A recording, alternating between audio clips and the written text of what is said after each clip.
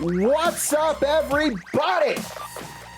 Welcome to the Spot Show Podcast, an independent wrestling podcast with a few pit stops along the way. I, of course, am one of your hosts, Jim Mint 10 Dickie Wabash, and I've got an update for everyone here. As we all know, Michael Madrox was walking through the woods. A rattlesnake fell down, bit him in the eyes, tied around his neck, made him pass out. As Michael Madrox was coming to, he crawled towards a lake. A big alligator came out of the lake, pulled him into the lake. We're still trying to find him, so he couldn't be here this week. So we had to call back upon the Bud Light Brawler, Dalton Davis. Hi, Dalton. Oh, damn, son. Michael Madrox ain't got the best luck. He needs him a good two solid-ass cats like Macho and Pancho to keep his six. But he doesn't, son. I tell you what, son, Michael Madrox, that luck. What wish it upon my worst enemy?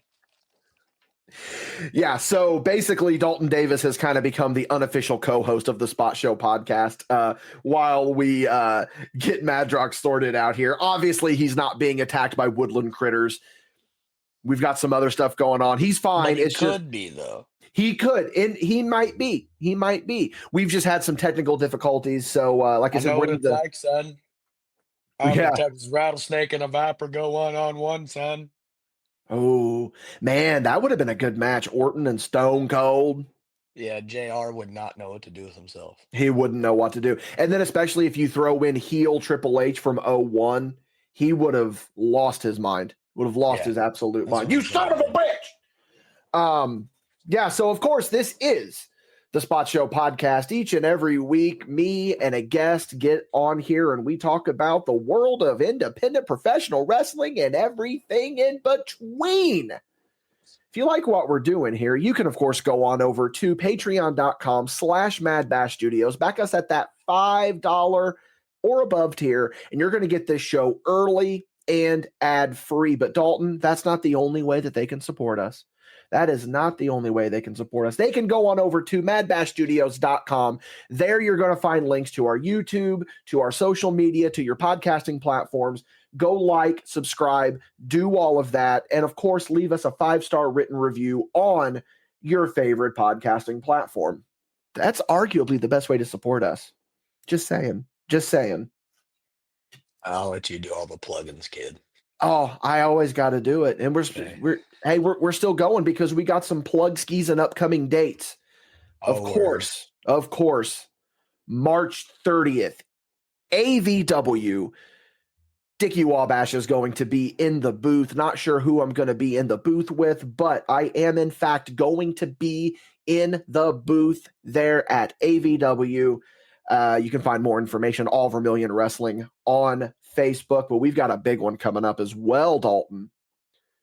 Let's talk a little bit about April 13th. MadBash Wrestling and New Version Wrestling proudly present Level 4. And I'm about to break some news regarding that event right now. This is news to Dalton Davis as well, by the way. Yeah, you drop something on me, son. Oh, this is a shoot. He really does not know what I'm about to say right now. Card subject to change, Dalton. We've seen it 1,000 times. Cards always subject to change. But the thing is, we promised everyone April 13th, a first time ever singles matchup. So Dalton Davis will now be stepping into the ring with the ink is still wet on the contract. We confirmed it 30 minutes before we did this. Dalton Davis will be stepping into the ring against Chris O'Brien of Trauma Unit. Oh, snap the dread-headed lion, son. That is going to be a banger, Dalton. I think that's going to be a really good one. Like we said, we promised everyone a first-time ever matchup. Some wires got crossed. Some things happened. We had, card subject to change. But we've also got Zach Abstract is going to be going up against Oliver Kane for the Baja Open Invitational Championship. And then that main event, that big main event, Jason Levi will be challenging for the MadBash Wrestling Championship against Colby Jack. Man. Boo that man. So are you saying that your pick for that match is Colby? Yeah, honestly, anybody other than Jason Levi. Quite frankly, I don't know when this was brought up in the booking meeting. I don't know when this was brought up in the booking meeting, but you know, when Dalton Davis wanted to leave wrestling, it was because of little shits like him. And then now you bring him into MadBash Wrestling. I'm just letting you know right now, if you need tag teams, don't even think about it. I will shoot on you, Dickie. Don't even think about booking Knockout Society, Nope. who's I'm telling you. Nope. Nope. I'm telling you. If there was a Control Alt Delete on the Memory of Life, I would delete that. How's it feel to know that Jason Levi's getting a shot at the MadBash Wrestling Championship? And you haven't gotten one. Hey, buddy, hold on. First of all, I am in a very weird predicament here. You know what I'm saying? I'm just coming Let's back go. from injury. Let's you know go. What I'm saying I do have singles gold, and I Fair. could come after Colby Jack, but in hindsight, I was the one. If we would, let me just peel back the curtain for you. All right. Oh boy. Listen, Ooze. What back in the day, when Colby Jack started, gazing his way over to wrestling, there was a lot of people that didn't like him. Jason Levi being one of them. There was one person, there's video proof of this, that cared for Colby Jack, and that was your boy. It's your boy. It's your boy. So just let it be known, I will be watching that match extra closely to make sure that old fat boy Jason Levi doesn't try to do no lucha antics on our boy Colby Jack. And you heard it here first. Dalton Davis is making the pick. Colby Jack's going to walk away out of level 4 as the MadBash Wrestling Champion. That's a show that I'm really looking forward to. To get serious about it for a minute, this is the first official MadBash Wrestling show that we've done since Ascend the Throne. So I know that, you're one of the guys that have been with MadBash Wrestling from the very beginning. Same goes for guys like Clayton, Colby as well. So it's really cool to be same goes for Oliver. So it's really cool to have the camaraderie again, brother, and have that MadBash Wrestling on full display. I'm really looking forward to it. Should be a good time. Oh, it should be. It should be really good. Like I said, NVW MadBash Wrestling Level 4. You can find all the information about that on Facebook. And of course, this episode is brought to you by Elite Pro Wrestling and Venom Energy. But Dalton Davis, we teased it. We teased it last week when you were on here. Didn't think that we were going to be doing it this soon, but here we are. I had an idea, and I knew that when I was doing this idea that you would be the perfect one to have on here for it because you love this time period just as much as I do. Guys, this is a very special episode of the Spot Show podcast. We're back on our review bullshit, except this time we are reviewing my alma mater, UWC Online. This is, of course, from April 4th, 2014. We was youngins. Well, I was a youngin. You were going bald. At that point, my hair was fine. My hair was pretty solid at that point. I think it was the way you combed it. Maybe. Yeah, I was all of a year and a half into the business at this point whenever this happened. I was still green as goose shit. And were you there yet ringing the bell? Or when did you start coming? Honestly, dude, I'm terrible with like year dates. Probably, maybe. You weren't. I didn't see you on this. Yeah, at this show. No, at this show. I mean, I could have been around that year. You were definitely around because it was 2014. So you were definitely going to New Wave shows because the infamous me telling you to fuck off happened in 2013, which I never told you to fuck off. That never happened. Well, guess what? Now I get to tell you that as a grown adult. All the time. And you do it all the time. You do it so much. But no, man. Full circle. This is something that I thought would be kind of fun to like go back and watch some old, because we talk about UWC Online all the time, and I will forever have a soft spot in my heart for UWC because it's where I cut my teeth. It's where Dickie Wabash became Dickie Wabash. You give me any excuse to watch Harker Dirge, and I'm there for it. We're gonna get to him because he was goated on this episode, man.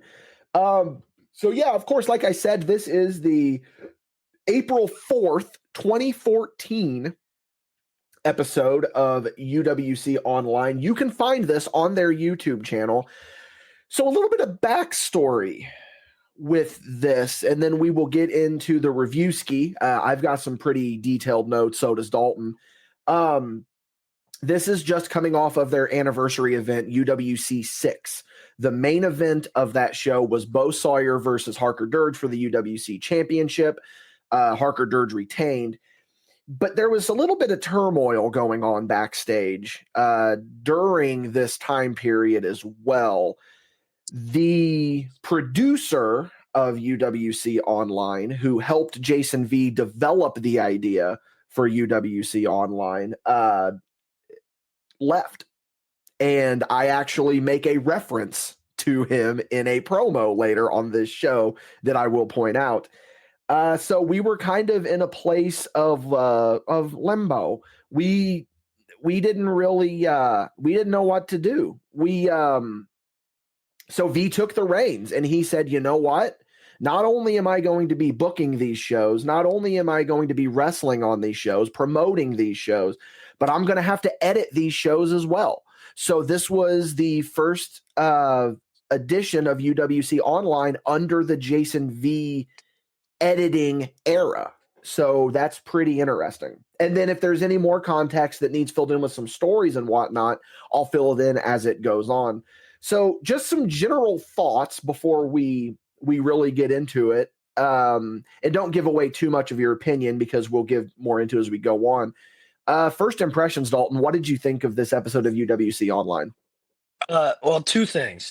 One, it was just a classic UWC show. Like if you want to watch UWC to like know what UWC is about, this would be probably the go-to episode to watch, in my opinion. You're not wrong. You're really not wrong.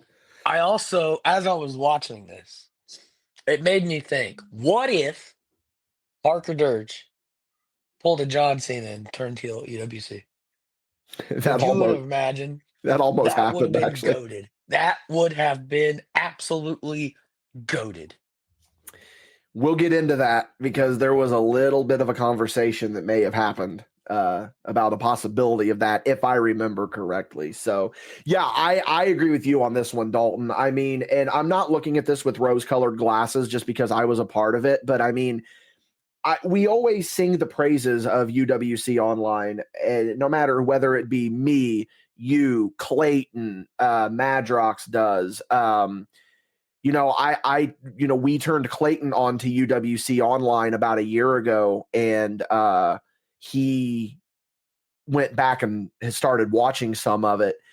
And I think that this is a good starting point. I think this is a very good starting point to get people into UWC Online so that they can see what it's about. So let's get into the review of the episode here. Like I said, this is the fallout of UWC 6. Now, the big event that happened on that show is that this is the Blake Reed heel turn.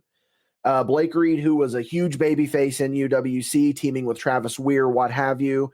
Blake Reed turned heel and joined the Wabash Talent Agency. That's me. You scumbag. I know.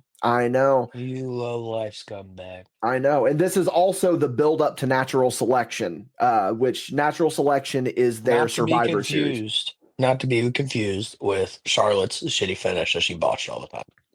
There was a conversation that was had whenever Charlotte started naming her finisher that of maybe the show needs to be renamed. Yeah, like I said, I was a year and a half in, dude. I was a little over a year and a half because I got in July and this took place in April. So I was almost at 2. This is also the first full Jason V UWC Online where he was editing and producing and all that. Show opens up with Phage running up the stairs and saying, "This is UWC Online. Who's ready to have some fun?" And I'm sitting back on my couch thinking, me, Phage, I'm ready to have some fun. I'm excited for this. The opening intro, textbook Jason V, very good editing on that one. Fun fact, the song that is playing on that intro is the official UWC Online theme that was performed by Jimmy Carrott's band at the time. Jimmy Carrot and his band performed live before one of the UWC Online tapings, and then we just kept that audio, and V made it the intro for this season of UWC. That's a little fun fact there. We now go to John Stone, who is in the booth talking about UWC 6, talking about all of the fallout. And then all of a sudden, here comes Jason V in a very ill-fitting suit, and he's going to be on commentary tonight with John Stone. As John Stone starts running down what we're going to be seeing on the night, Jason V starts to climb on John Stone's back, and John Stone says, "What are you doing?" And he says, "I'm seeing if you can, if your back is strong enough to carry me, because I'm going to be on commentary with you tonight."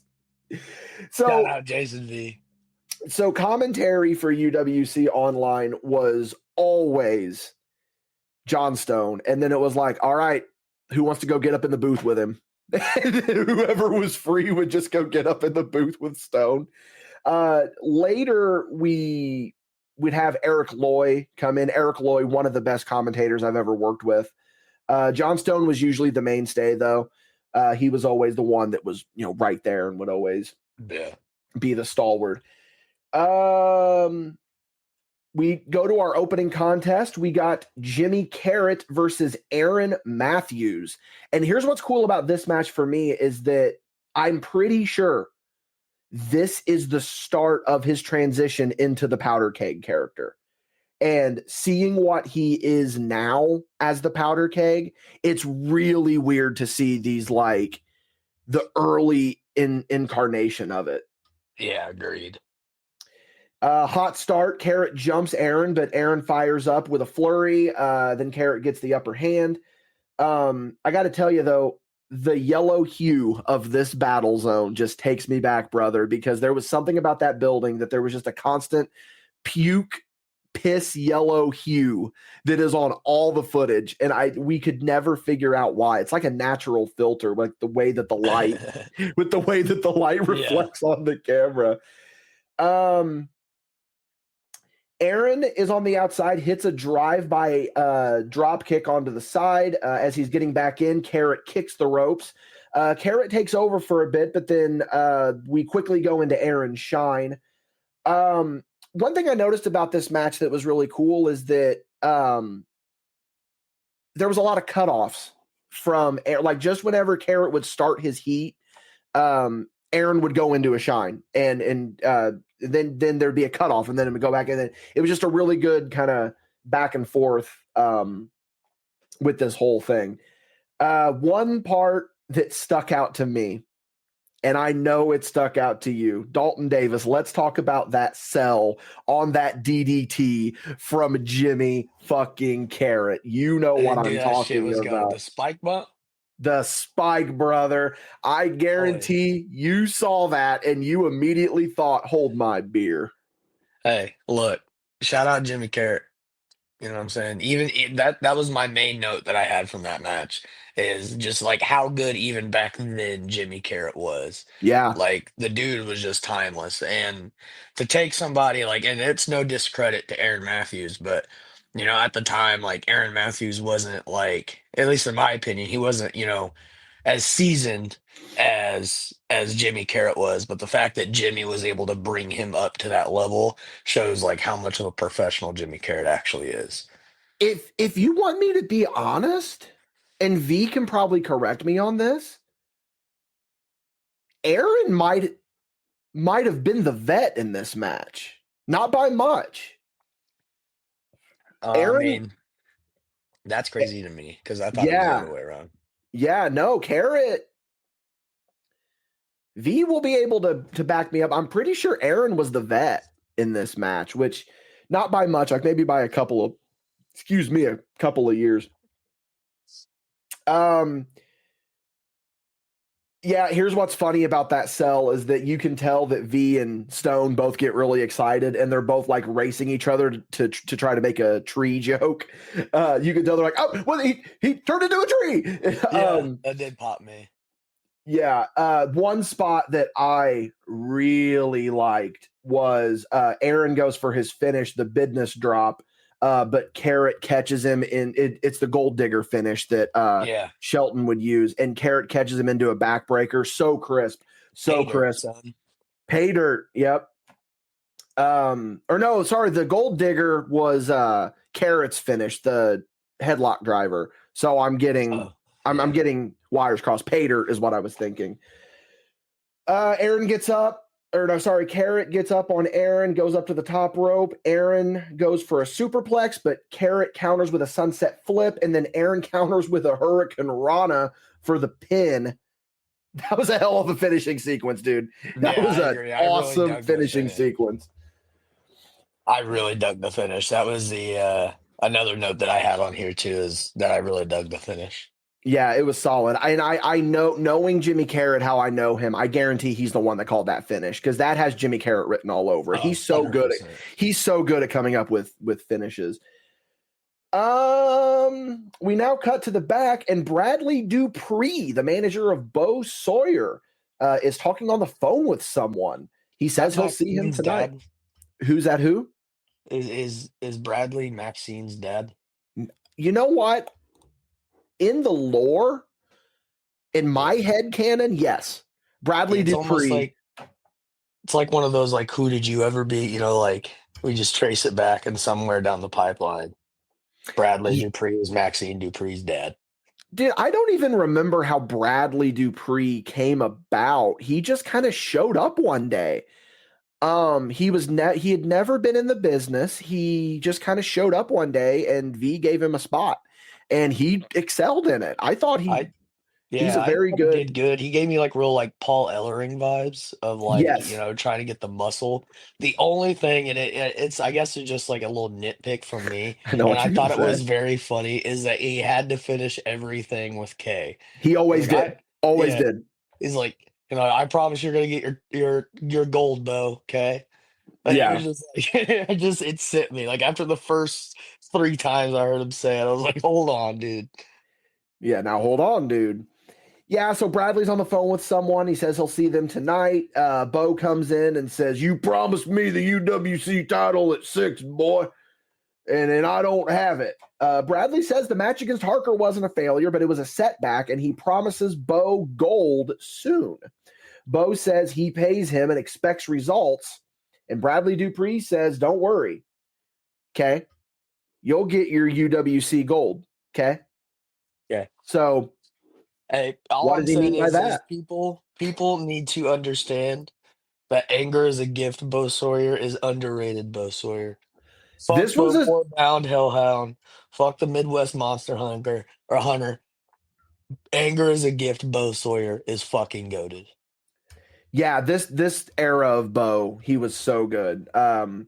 We're about to see a major turning point in Bo's career during this match, by the way, because this next matchup is Bo Sawyer with Bradley Dupree versus Phage, formerly Phage Ex Machina, formerly Oxy Cottontail. So the story between these two is the year before, Bo was locked in a feud with Phage Ex Machina, and one of his faces was a janitor rabbit named Oxy Cottontail.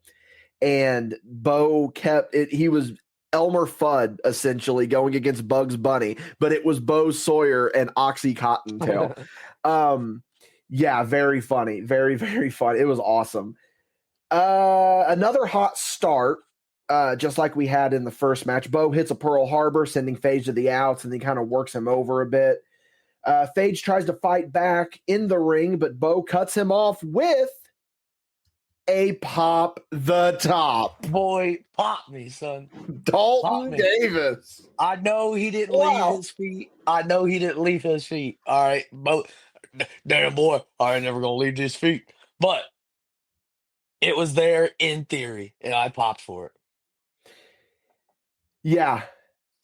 Yeah. It was really cool to see that, because you see the first match, Carrot does the spike, and then Bo does a pop the top. And then you start to kind of think, maybe Dalton Davis is a little bit influenced by UWC Online. Maybe. Just a little. Yeah, this was It your gets more pretty. and more as you go. Where do you guys think I got the fucking toe touches from? We're gonna get to that.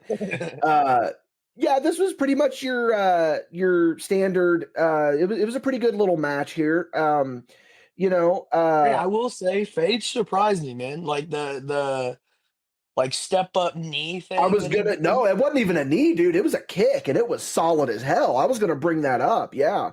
Because he starts his hope spot with a jawbreaker, and then he sends Bo into the corner, and then does that really cool step up kick. But then Bo gloms him and kind of cuts him off.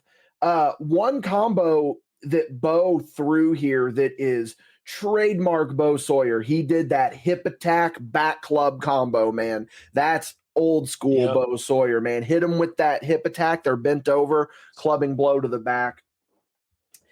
Phage locks in a guillotine on Bo Sawyer. Bo fights it, and then Bo picks him up and goes for the Saw 5.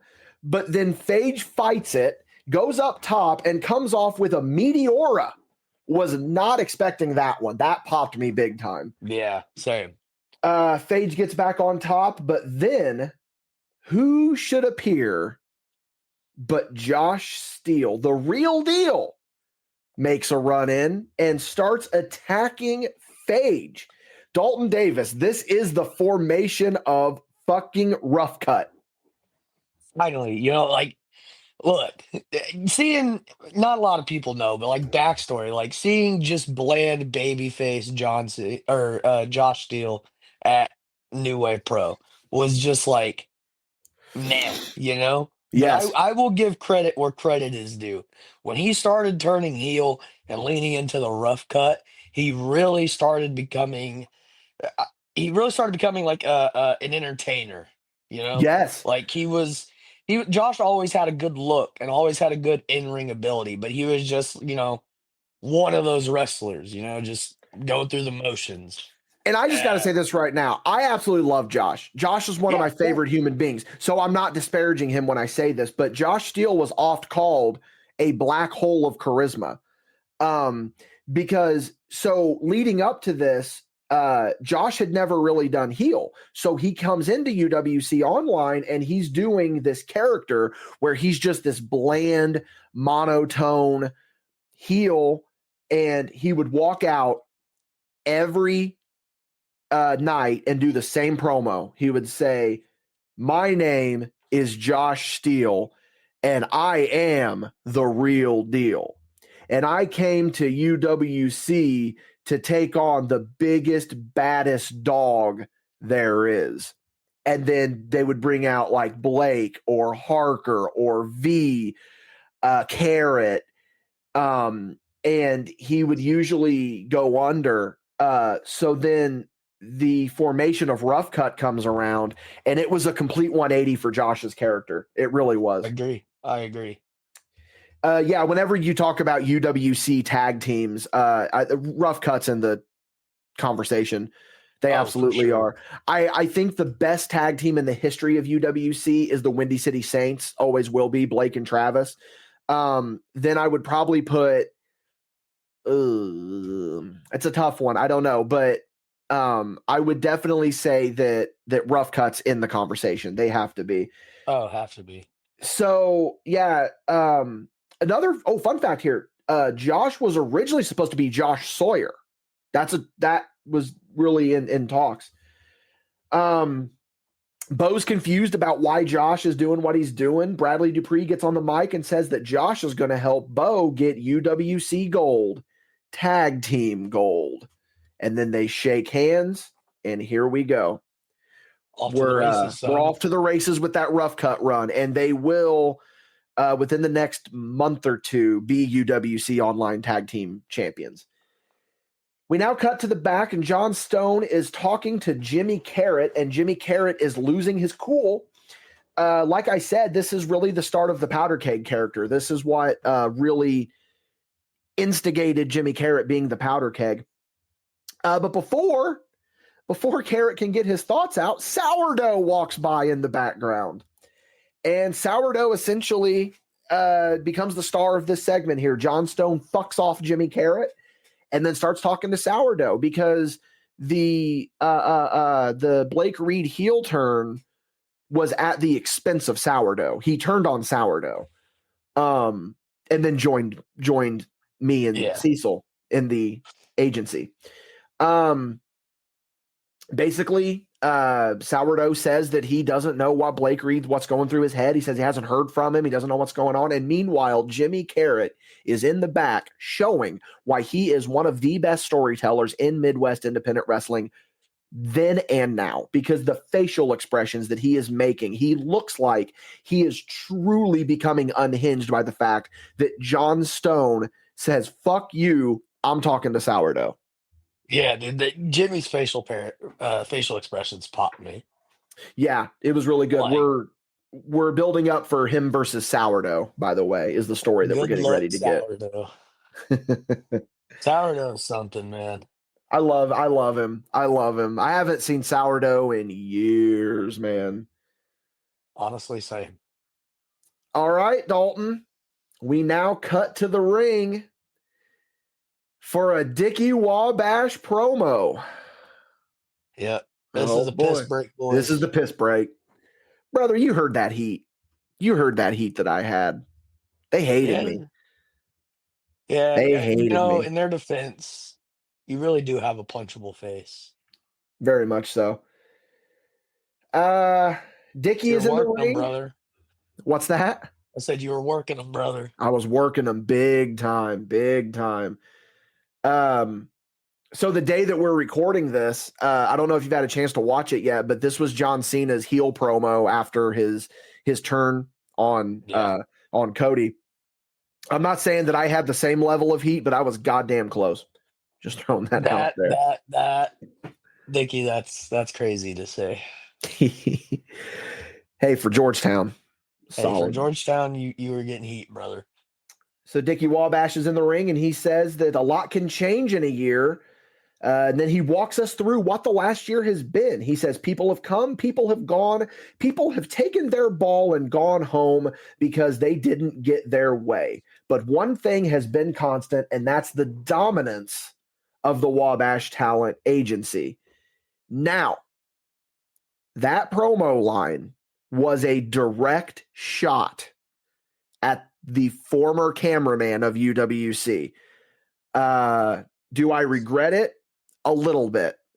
I kind of went into business for myself. I didn't get any heat for it.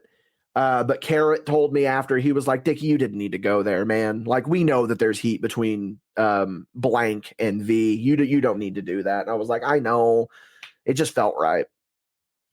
And boy, did that promo line cause a shitstorm, because this guy took to the internet and buried me. Dickie Wabash then says that he knows how good the Wabash Talent Agency is, and he doesn't need glorification from anybody. Then the Watt chants start, and they go crazy. What? And then me, being the idiot that I am, I say, don't you say Watt one more time. What? And they just keep doing it. But I keep that heat rolling, brother. Keep that heat rolling. Funny thing about this promo is that you can hear Jason V and John Stone cutting it up in the background because the commentary recorder is still on, and they're away from it, but they're still talking, and you can kind of hear them talk. You can't hear what they're saying. Dickie Wabash then says that it is natural selection season, and he is currently 2-0 in the big team battle. Then he introduces Wabash Talent Agency 2.0, Cecil Cerveza and Blake Reed. He then says that they are the most unstoppable force in the UWC. And if anyone wants to come on down here and prove us wrong, they are more than welcome. And Dalton, someone does come down to try and prove us wrong, but we're going to get into that. Oh, yeah, exactly. White Boot Travie, brother. But we're going to get into him after we hear a word from our sponsors. This episode is brought to you by Elite Pro Wrestling. We all love live entertainment, right? We all love live wrestling, right? Well, what if I told you that there is a place that combines the entertainment and the wrestling live that we all love? Look no further than Elite Pro Wrestling. whether it's in person in Odin, Indiana or Washington, Indiana, or if you check them out on YouTube, Elite Pro Wrestling guarantees a quality show that allows them to live up to the name Elite. If you're feeling generous, go ahead and check them out on Patreon as well. If you back them, you're going to get early access to all of their shows before they hit YouTube. Again, check out EliteProfessionalWrestling.com. This episode is brought to you by Venom Energy. Hey, we've all been there, and there's nothing wrong with admitting to it. Well, what I mean is that we've all hit that midday slump, and we all need a little push to get us through the rest of the day. Well, what better option to give you a pick-me-up than one of the wonderful flavors of Venom Energy? Venom is what gets MadBash through those long show days, and we know that it can do the same for you. I'm going to sweeten the pot a little bit for you too. Yeah, come to our merch table when you see us at a show, and with the purchase of a MadBash Wrestling sticker or magnet, you get a Venom Energy drink on us. While supplies last, of course, so you better act quick. We'd like to thank Venom again for sponsoring this episode. Please consume responsibly. Not recommended for children under 18, pregnant or nursing women, or people sensitive to caffeine. Dalton Davis, we now have White Boot Travis Weir, The Travie Patty, versus Cecil Cerveza. I don't even know where to begin with this match. Where do you begin?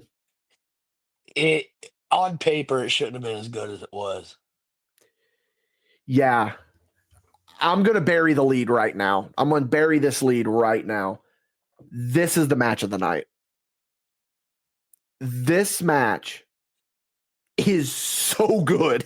It's legitimately a fucking banger. I was marking out so much during this match because I forgot it existed. Previously, they had a match at UWC 6, and Cecil knocked out Travis during the match on accident.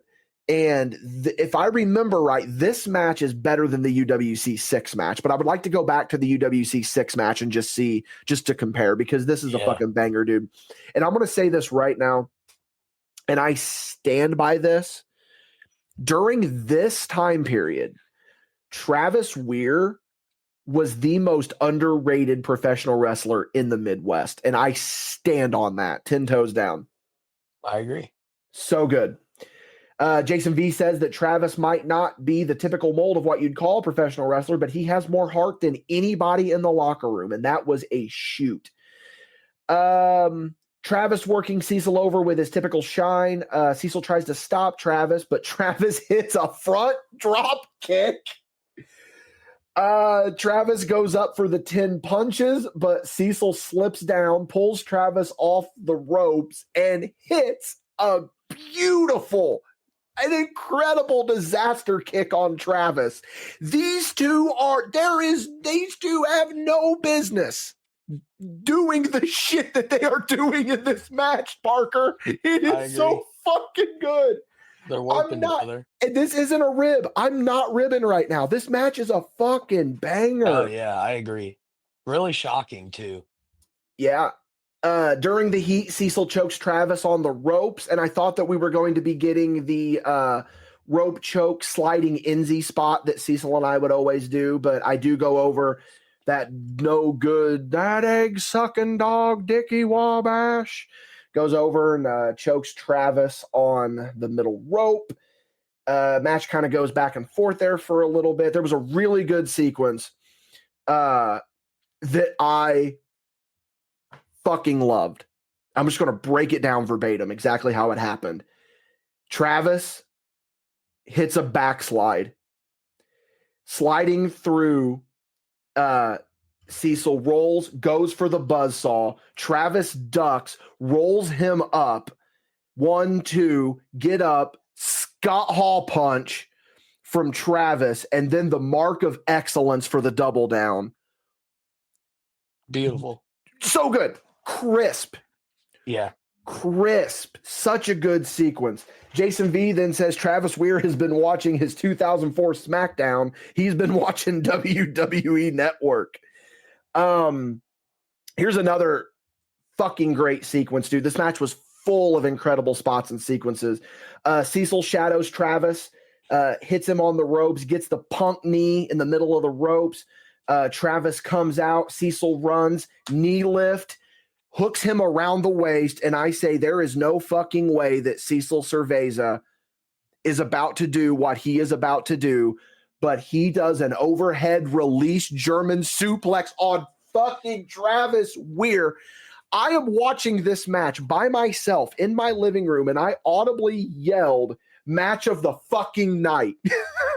Hell yeah. God Travis damn. inside out of that, or Travis inside out of it too.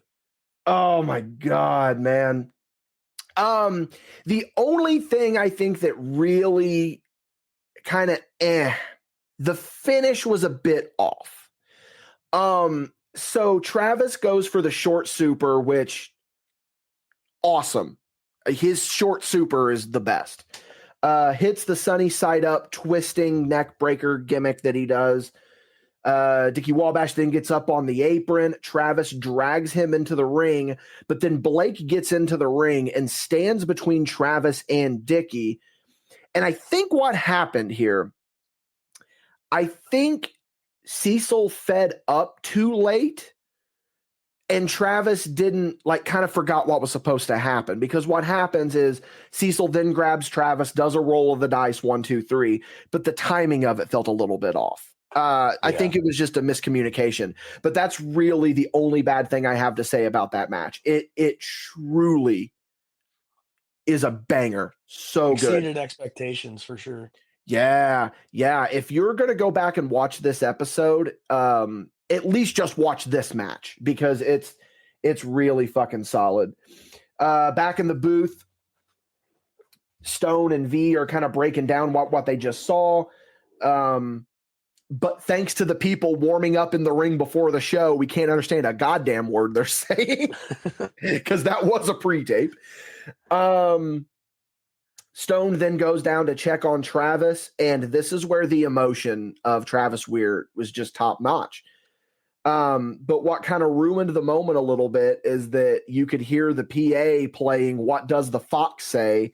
and "Never Gonna Give You Up" by Rick Astley, while Travis is down here just pouring his soul out, talking about how he's not good enough, how I can't beat anyone, maybe I don't need to be on the horizon, blah, blah, blah. Because this is Travis Weir came off of, he beat Christian Rose for the Horizon Cup, and we're talking 2013 Christian Rose. We're talking goated Christian Rose. This is when he was the be all and end all, and Travis beat him.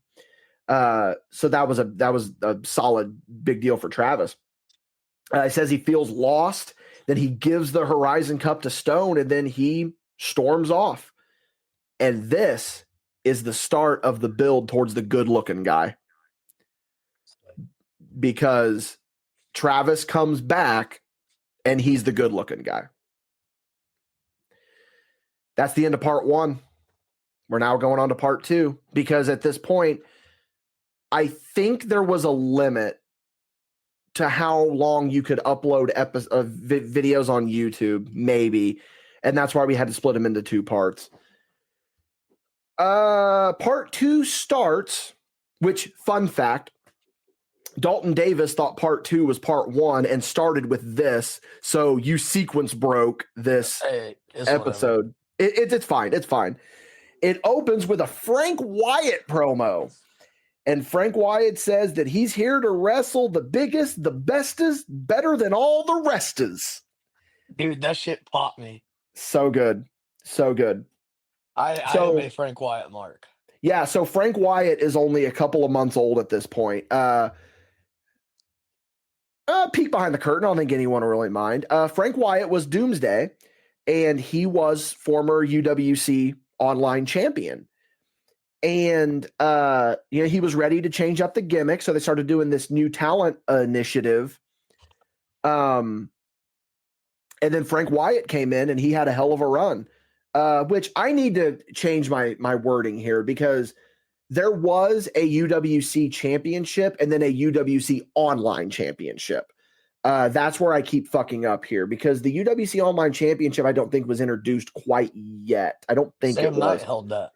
He did, yeah. I think Sam might have taken it off Wyatt, and then Phage took it off of Sam, and then I don't know where it went from there. I just don't remember. So now we got the next match. We've got Dragon Zord, Joey O'Reilly. He was a big Power Rangers mark at this point. Versus Frank Wyatt. And I assure you, this is not Olney on a Tuesday. This is, in fact, Georgetown on a Friday. Only on a Tuesday? You mean, okay, never mind. Yeah, it used to be in Olney. It was an IWOW joke. Oh. Well, God, blew my spot, kid. Oh, damn, son. So this is a really solid match. This is the perfect David versus Goliath match. Agreed. Frank Wyatt does a really good job showing off his size and strength. Joey does a really good job coming back with his speed. Both guys are doing an incredible job balancing the speed-power dynamic. Man, there's one part where Joey goes for a kick. Wyatt grabs him and does a gut wrench suplex for a 2 count. Really solid there. Frank Wyatt putting in a spinning toe hold, brother. Who would have thought? Would have been a beautiful finish. Let's talk about that finish. Dalton, do you want to go into what happened? Listen, the finish was there, kid. Leave it up to referee Mike Underwood. Listen, Mike Underwood, God bless him. I wasn't even in the business at the time, and I knew the inside joke of Mike Underwood fucking a finish. Yeah. And if you want a good introduction to Mike Underwood, this is the match for you. Fun fact. On a Thursday night throwdown a few months later, he fucked another Frank Wyatt finish. Oh, I bet Lumpy was pissed. So it was when he had just introduced using the Axe Bomber as his finish. The Axe Bomba. He had just started using that as his finish. And he was wrestling Travis Weir, actually. And for some reason, he just stopped counting. He thought Travis kicked out, but it was the finish. And the bullshit part about that, Travis is the one that got the heat for that, not Mike. Mike should have gotten the heat for that. Not from Frank Wyatt. Not from Frank Wyatt, by the way. He was very understanding. So yeah, the finish gets fucked up, and that killed the match for me, man. That killed the match because it was a solid match. Up until then. Up until then, man, they had him, and the momentum was just gone. At least they got into it quick, though, with the schoolboy. Yes, they did. Very quick save. But now we are blessed. Are we moving on to the same thing here, dude? Oh, are we, brother? We are moving on to the fucking GOAT. The Harker promo. Harker Dirge.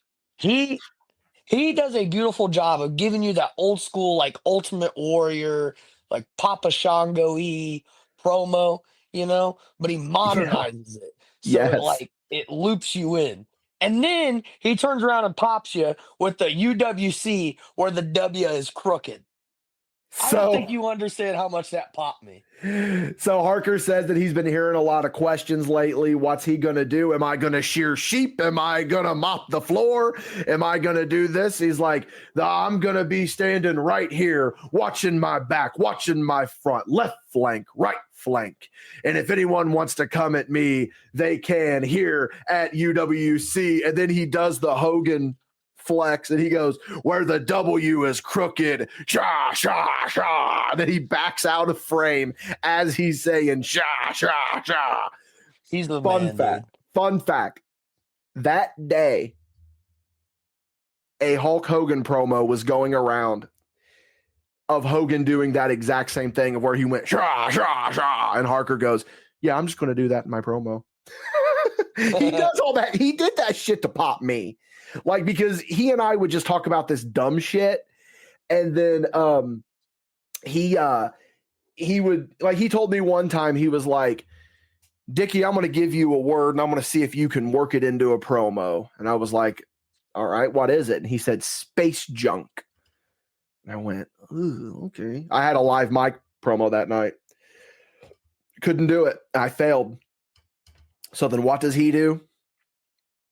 Goes out next segment, works space junk into a promo, and I thought, you dirty dog, you dirty He's the dog. man, dude. He's the best. He's the best. Listen, guys, if you have not listened to the Harker Dirge episodes of the Spot Show podcast, go back and listen to those, because those are my personal favorite episodes of the Spot Show, and there's so much knowledge in those, man. So Agreed. much knowledge. We now go up to a sponsor read from John Stone and Jason V. Jason V says that we are sponsored by Bob Marley One Drop, and then he starts drinking it. This is a if you know situation. That's a mistake that he is drinking that. Jason V has got some stories with that tea, and might talk about that a little bit on Paid Ski whenever we go into that. We now go to the Vintage Villains recap of the week. Shout out to Vintage Villains. It was a really cool store in Danville. And it's Harker beating Bo at UWC 6. There's then a commercial for UWC 6. And Jesus Christ, I forgot that B-Boy was booked on that fucking show. He wrestled Alex Castle. At UWC's B-Boy came in to UWC and wrestled Alex Castle because Alex Castle paid his rate. Also forgot that on that show was Jason V versus Cobra, and I can imagine that match was just fucking incredible. Oh, I bet. I have the DVD of that show. We may need to sit back and watch that. Yeah, not saying that we're going to do a review on it. But that might be a pop it in the DVD player and watch one night. You know, we are going to try to get back the summer of MadBash. You know, the bros hanging out. You know what I mean? At the Tigertorium, have some good old wrestling nights at the Tigertorium. We now go to our next matchup, which is Josh Steele versus Spencer Wallace. And let me just say this. I love both of these guys, but oof. Yes, that match was not it. It wasn't it. Look, I love them both. I love Spencer. I love Josh. They just had a bad night at the office. Yeah, it is a bad match to watch as an introduction to both superstars or wrestlers, whatever the fuck we're calling them nowadays. Yeah, Josh really wanted to be 09 Orton. Didn't he? Did you get that vibe as well? Yes. Dude, he was trying so hard, but he was just so robotic. Spencer fires up. Josh grabs him by the tights, pulls him in for a lariat to the back of the head, which looked pretty solid. Gets a little bit of heat on Spencer. Spencer then does his comeback, hits some solid paintbrushes on Josh with a pretty good looking rolling elbow. Josh kicks it too. Spencer goes for a corner charge, but Josh moves. As Spencer stumbles back, Josh grabs him in the real deal, which is the full Nelson, of course, and Spencer taps out. Like I said, it's a match. I love it. It was just a bad night at the office for both of them. They didn't have the chemistry there. I've seen Spencer have some good matches. I've seen Josh have some good matches. Same. They're just not good dancing partners, sadly. Agreed. I do agree with that. Every show has one, man. Every show has to have one. They can't all be great. We're now back up in the booth, and John Stone says that he has some breaking news. The main event will now be a championship match at the request of Harker Dirge. And it is now time for our main event of the evening, Daniel Eads versus Harker Dirge. I have zero memory of Daniel Eads.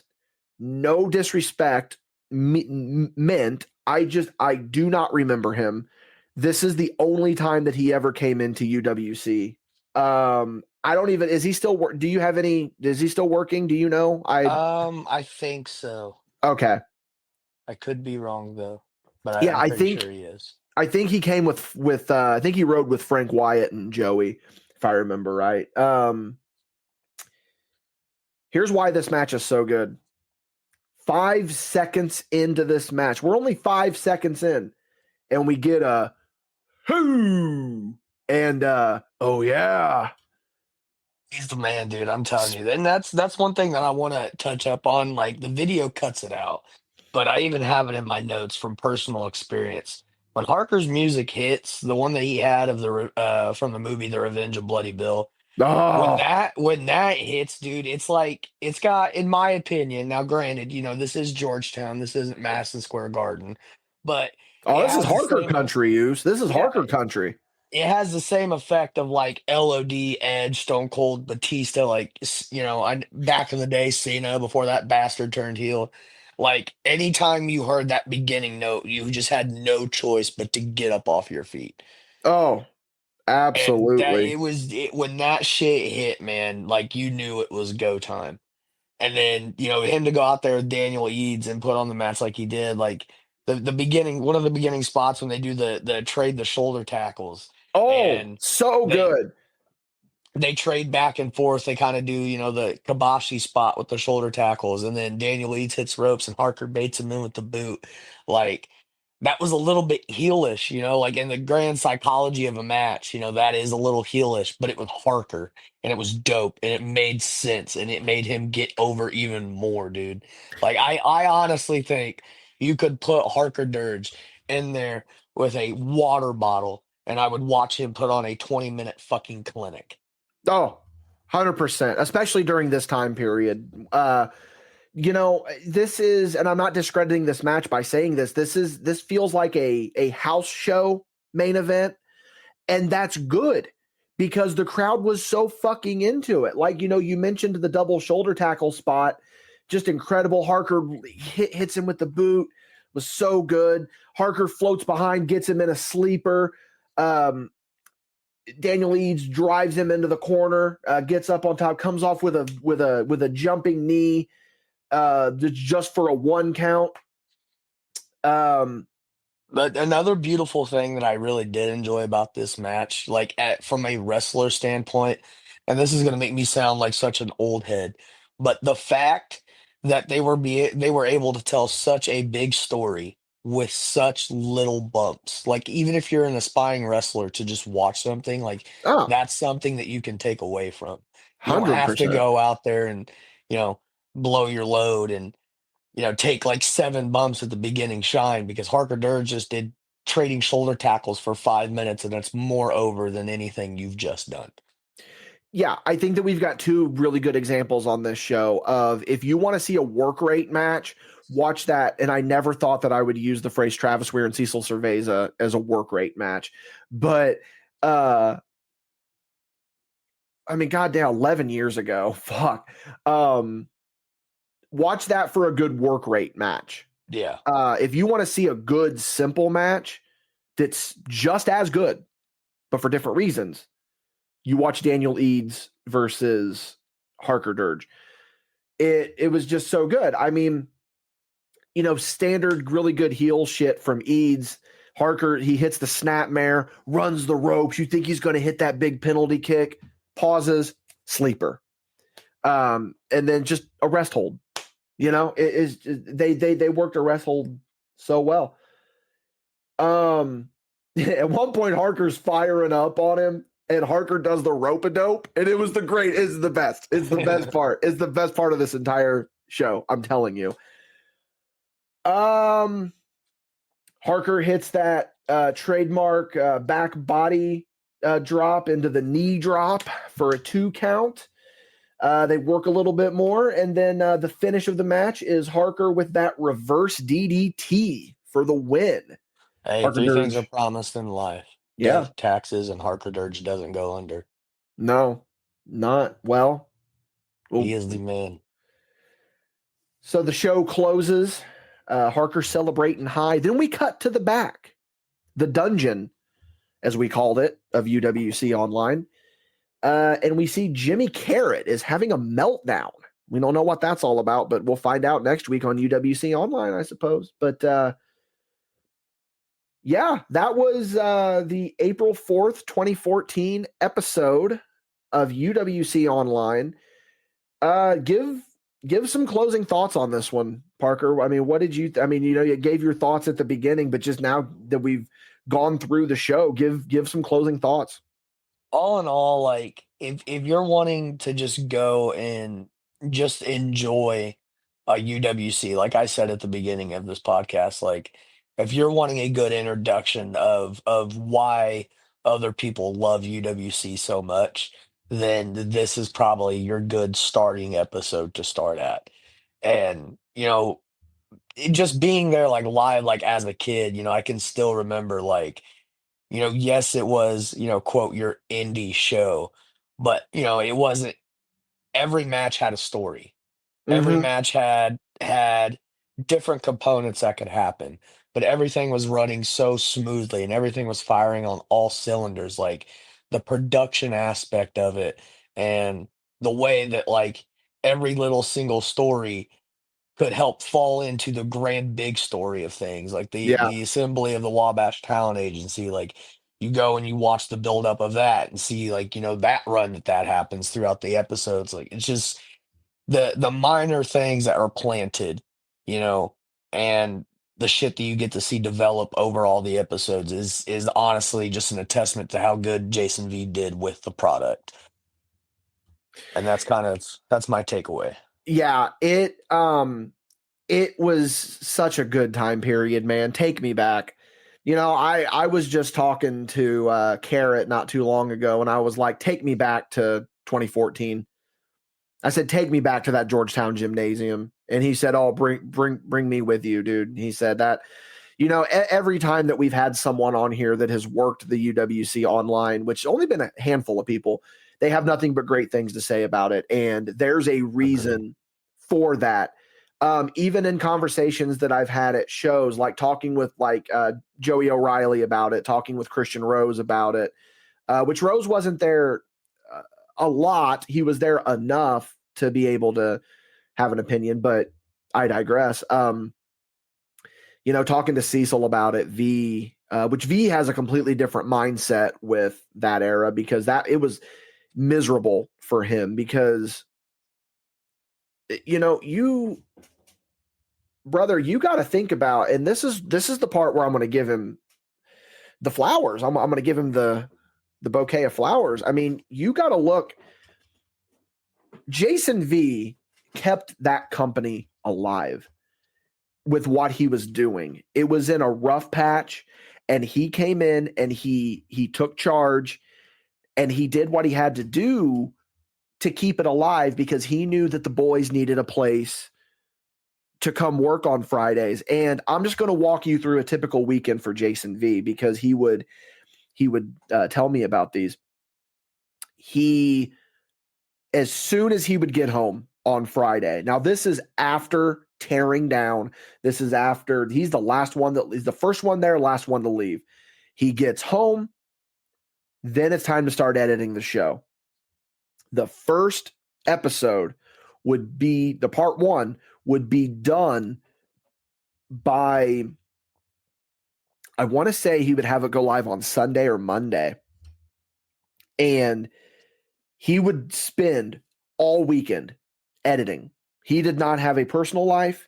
He engrossed himself in this. And he will be the first to tell you that a lot of stuff in his life really suffered because of it. But if he didn't do it, who was going to? And he jumped on that grenade. And, he sacrificed a lot for this product. And, I know in the early days of this podcast, when there was still a little bit of hate in my heart towards V because we had I'm not going to get into it.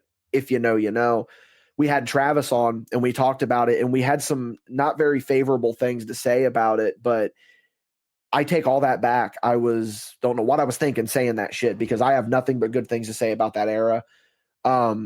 V definitely made a lot of chicken salad. But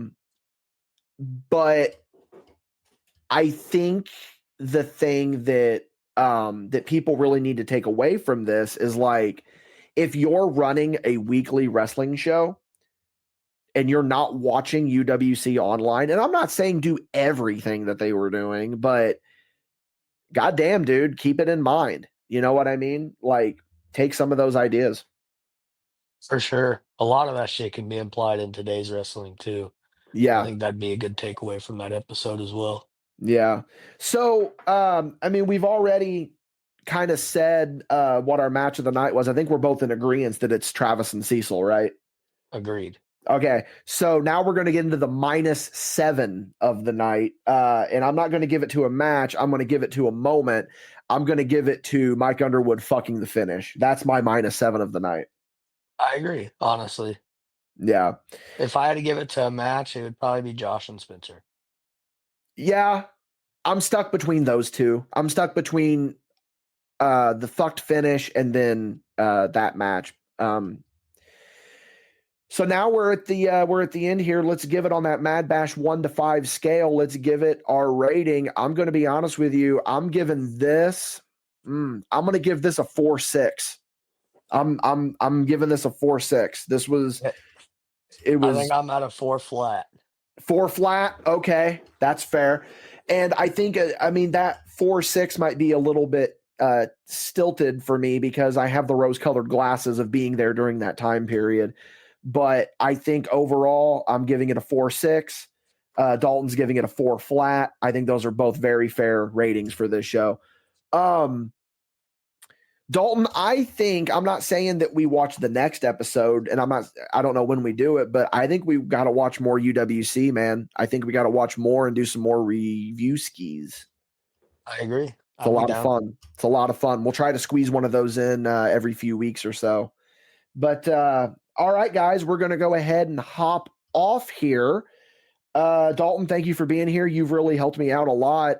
You helped me out last year whenever Madrox had his health scare, and now you've stepped up 2 weeks in a row, and you've been helping me while Madrox has been getting his situation figured out so that we can record again. So yeah, shout out to you, man. Really appreciate it. I appreciate you having me on, gang. Yeah, for sure. Of course. Another plug ski to round it out with. You can find me on Instagram at DW_mischievous_rabbit. Dalton did all his plugs on the last episode. I know that he doesn't really care to do plugs. Yeah, just find me when you find me. Yeah, just find him whenever you find him.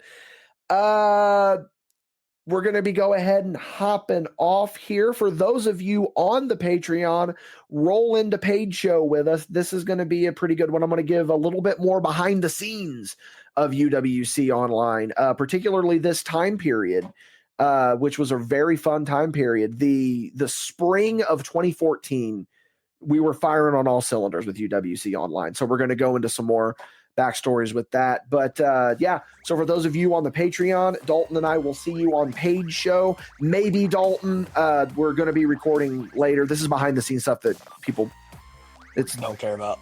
Don't really care about. We might have Dalton on Paid Show. We don't know yet. But yeah, for those of you on the Patreon, you can roll into Paid Show with us. But for everyone else, we will see you down the road on some form of content.